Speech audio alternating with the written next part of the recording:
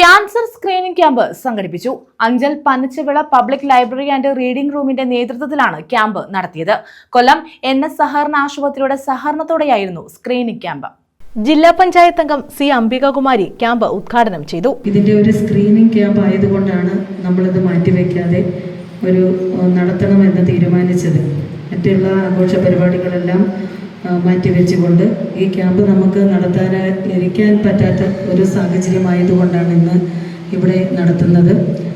കൂടുതൽ അതുകൊണ്ട് തന്നെ ഒരു പ്രസംഗത്തിന് ഒന്നും ഇവിടെ ഒരു പ്രസക്തിയില്ല. നമുക്കറിയാം, നമ്മുടെ ഈ ഒരു ക്യാൻസർ പോലെയുള്ള ഒരു രോഗത്തിന് നമ്മുടെ ജീവിതശൈലിയിലും അതേപോലെ ഭൗതിക സാഹചര്യങ്ങളിലും ഒക്കെ വന്നിട്ടുള്ള മാറ്റം നമ്മുടെ ഈ രോഗത്തിന് വലിയ തോതിൽ കൂടുവാൻ നമ്മുടെ സമൂഹത്തിൽ ഇപ്പോൾ കൂടിക്കൊണ്ടിരിക്കുകയാണ്. സ്വാഗത സംഘം ചെയർമാൻ മോഹനൻ തട്ടേക്കാട് അധ്യക്ഷത വഹിച്ചു. സെക്രട്ടറി കെ വരദരാജൻ പിള്ള സ്വാഗതം പറഞ്ഞു. Taluk library council secretary Pradeep Kannankode, V Sundaresan, B Murali, Rajendran Pillai, Shajahan Kollurvila, Nabeesa Beevi, Girija Devadas, Anjana എന്നിവർ പങ്കെടുത്തു. ഡോക്ടർ അജയ് ശശിധരൻ, മിഥുൻ രാജ് എന്നിവർ ക്യാമ്പിന് നേതൃത്വം നൽകി. പുരുഷന്മാരിലാണെങ്കിൽ വായിലുണ്ടാവുന്ന ക്യാൻസർ ഉണ്ടാവും, ഉണങ്ങാത്ത മുറിവുകളാണ് അതിൻ്റെ ലക്ഷണം.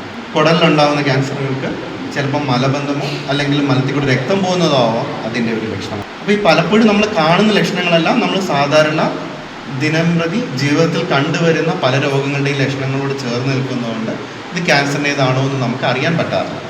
പലപ്പോഴും നമുക്ക് ചെയ്യേണ്ടത് ഇത് മാറാതെ നിൽക്കുന്ന പ്രശ്നങ്ങളുണ്ടെങ്കിൽ ഏറ്റവും അടുത്തുള്ള സ്ഥിരം കണ്ടുകൊണ്ടിരിക്കുന്ന ഒരു ഡോക്ടറെ കണ്ടിട്ട് അദ്ദേഹത്തെ കൊണ്ട് പരിശോധിപ്പിക്കുക എന്നുള്ളതാണ്. അവിടുന്ന് ആവശ്യമുണ്ടെങ്കിൽ ഒരു ക്യാൻസറിലേക്കും മറ്റ് ചികിത്സകളിലേക്കും. News bureau, Anchal.